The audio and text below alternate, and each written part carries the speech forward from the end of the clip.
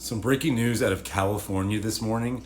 A school district just south of Santa Cruz, California, has decided to renew a contract with an anti-Israel education consulting group. Now, at this school board meeting, where the Pajaro Valley Unified School District Board passed the agreement, several school board members also engaged in what the Anti-Defamation League said was, quote, raw anti-Semitism, end quote. This all happened at a rancorous public meeting where some Jewish community members showed up and raised alarms about what they said were anti-Israel ideological bias and anti-Israel and anti-Semitic animosity from this consulting group and its supporters, which they see as having, under the consulting group's previous contract, brought anti-Israel animus into Pajaro Valley schools. Now, tempers flared between some members of the Jewish community and some school board members at this meeting.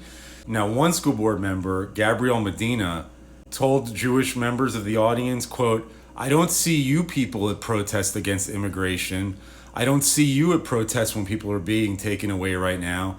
I don't see you advocating to bring back Kilmar Armando, Abrego Garcia, or Mahmoud Khalil. I don't see you guys doing that. You only show up to meetings when it's beneficial for you so you can tell brown people who they are," Medina said. Another school board member, Joy Flynn, told Jewish community members in the audience at this meeting, quote, "I've been a little taken aback by the lack of acknowledgement of the economic power historically held by the Jewish community."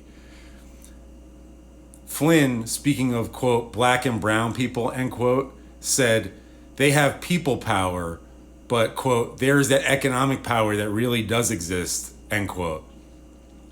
Mark Levine, who is ADL's regional director in San Francisco, blasted these statements as anti-Semitic. He said the Pajaro Valley School District owes Jewish community members an apology.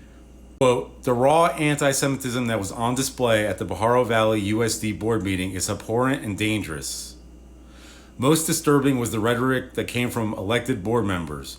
What does that say about their willingness to allow ethnic studies to be used as a gateway for anti-Semitism to seep into their classrooms?"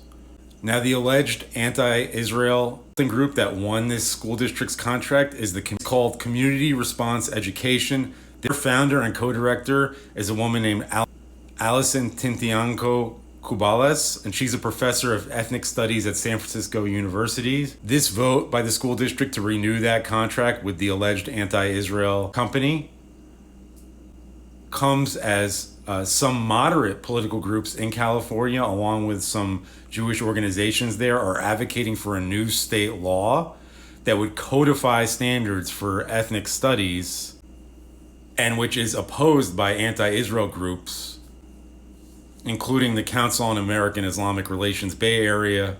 The head of education in the county where this school district is located sent the school board a member blasting them for this perceived anti-Semitism and highlighting what he said were offensive remarks to the Jewish community and pointing out to them how these remarks hurt the Jewish community.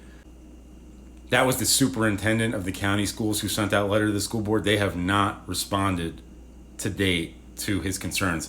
I'm going to be staying on this story. I'll have more for you soon.